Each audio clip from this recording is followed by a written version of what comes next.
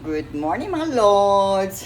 Andito na naman po ako para tayo ay magluto ng kalderetang baka. So, ito, inumpisahan ko na po siyang ilaga. Ito ang ating beef. Nilalaga ko na po siya. Tapos, ito naman po ang aking carrots at patata. Siyempre, lalagyan ko siya ng liver spread para masarap at tomato sauce.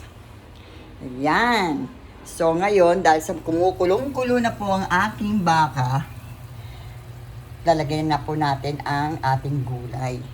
Itong patatas at ang carrots. Wait a minute lang po ha.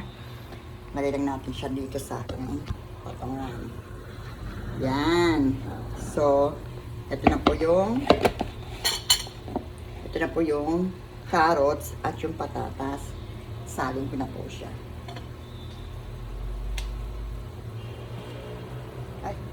Wait a minute na. Lagay ko muna yung patatas. Kasi hindi siya pwede ilagay lahat kasi baka malusaw yung carrots kasi manipis lang po ang pagkakahiwa ko. Kaya inuna ko yung patatas kasi malalaki yung hiwa niya. Ayan.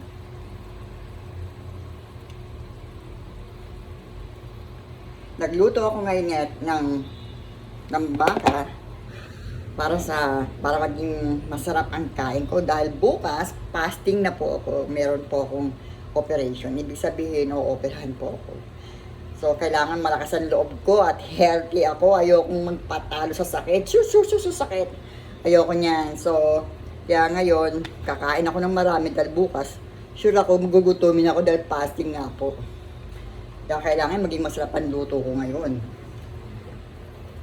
Yan, para palambutin lang po natin siya. May kulang po rito kasi hindi ako makababa para kung bumili ng yung chili. Para po masarap yung bell pepper, sana po para masarap. Kaya lang hindi na malayo po ang palengke rito. Meron lang dito mga convenience store.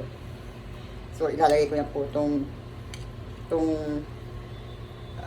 liver spread para maging malasa po siya. Yan.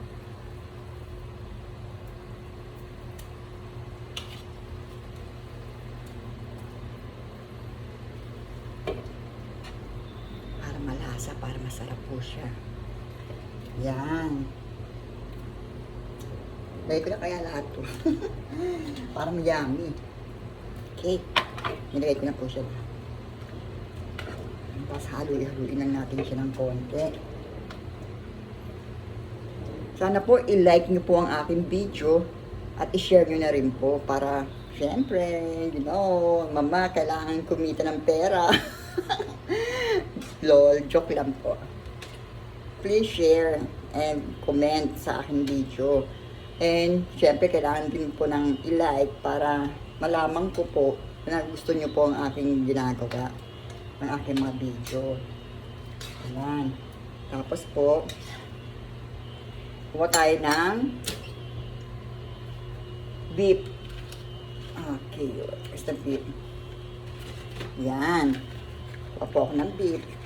Mga 2 piraso po. Para po maging malasa po siya. Yan. Para malasa.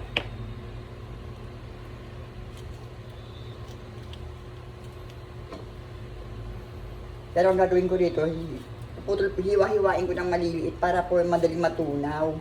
Para hindi siya buo-buo pag Kasi minsan po pag nilagay nyo po lahat yung itong beef, po ito yung pagbuo, hindi siya agad natutunaw.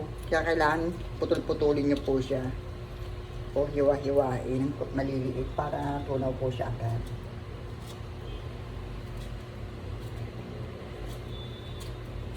Yan.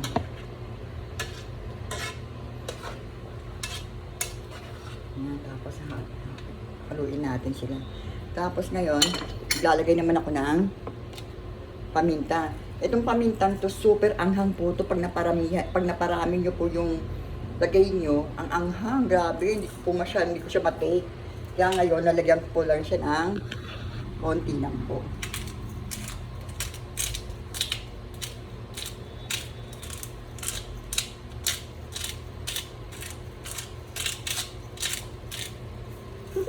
Konti lang pero marami po ako nilagay. Yan. Tapos, lagyan natin siya ng salt.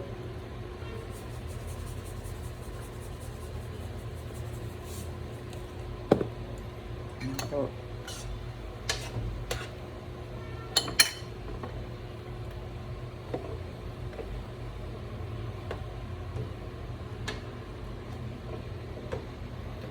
Siyempre, ilalagay ko na rin po ng tomato. Lalagyan ko na rin po siya ng tomato sauce, pero kalahati lang nito kasi sobrang laki po nito. Depende po sa ano kung anong itsura niya. Yan. Nilagay ko po ay only half. Half lang po siya.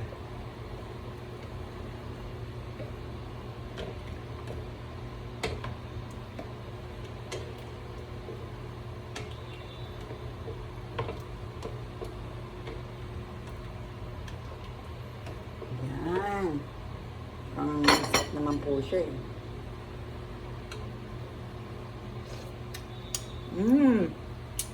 Malasa po siya. Malasa. Masarap. Tama-tama lang yung alat niya. Yung anghang parang hindi ko pa makuha eh. Parang gusto ko pa lagyan ng paminta. Kasi masarap sa kaldereta yung mga hang.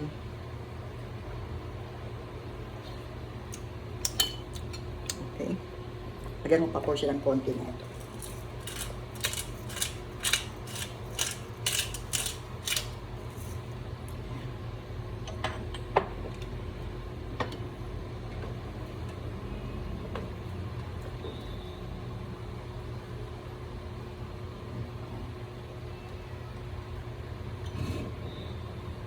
Tapos lagay ko na po itong carrots. Yan.